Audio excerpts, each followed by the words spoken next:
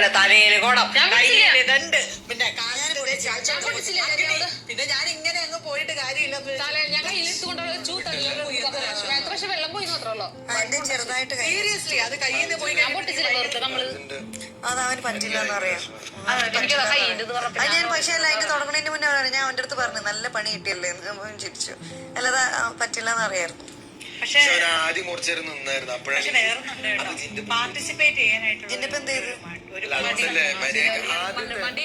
ഞാൻ ശ്രദ്ധിച്ചില്ല. നോറ വന്ന് എന്റെ അടുത്ത് പറയുന്നുണ്ടായിരുന്നു. അപ്പൊ ഞാൻ പറഞ്ഞു ഇത് ഒരുപാട് വട്ടം പറഞ്ഞിട്ട് കാര്യല്ലേ, എന്തൊക്കെ പറഞ്ഞാലും ക്യാപ്റ്റന്റെ തീരുമാനം അന്തിമം എന്ന് കൂടെ പറഞ്ഞു. അതുകൊണ്ട് ഒന്നും ചെയ്യാൻ പറ്റില്ല. ഇനി വീണ്ടും വീണ്ടും പറയണ്ടെന്ന് ഞാൻ പറഞ്ഞു. പിന്നെ ബിഗ് ബോസും പറഞ്ഞു വാർണിംഗ് കൊടുക്കുക. ആരെ കളിയാക്കാൻ തീരുമാനം എടുത്തില്ലല്ലോ ബിഗ് ബോസ്. ആര് കളിയാക്കണം? എല്ലാ ഐറ്റങ്ങളും അവിടെയുള്ള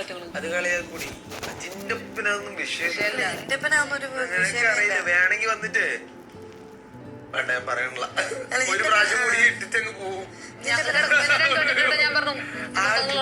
ആളുടെ സ്ട്രാറ്റജി ആൾക്ക് അങ്ങനെ മൊത്തം നോക്കേണ്ട ആവശ്യമില്ല. ആള് അങ്ങനെ രജിസ്റ്റർ ആയി നമുക്ക് അങ്ങനെ ആൾക്ക് കുഴപ്പമില്ല, എന്ത് വേണമെങ്കിൽ കാണിക്കാം. പല ആൾക്കാർ പലതും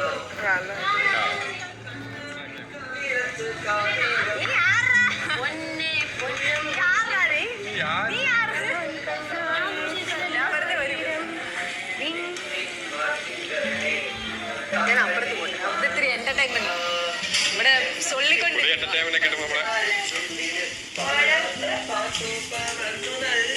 ഈ അടുക്കളയിൽ നിന്ന് വേണ്ട തിരക്ക് ഇവിടെ എന്താ ആവശ്യം?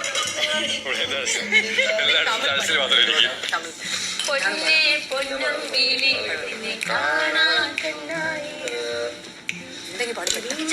കിച്ചണിൽ ആവശ്യമില്ലാത്തവരൊക്കെ നിൽക്കുന്നു. നമുക്ക് ഇടപെടാൻ പറ്റുന്നില്ല. റൊമാൻറ്റിക് സോങ്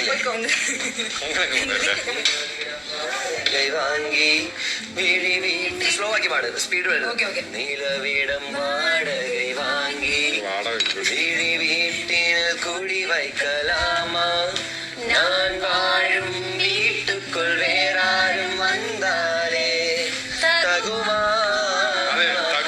തേന്മலை பேச்சுக்கு நீதான் இந்த தோள்களில் இடம் தரலாமா நான் சாயும் தோல் மேல் வேறாரும் சாய்ந்தாலே தகுமா நீரும் செங்குலை சேரும் கலந்து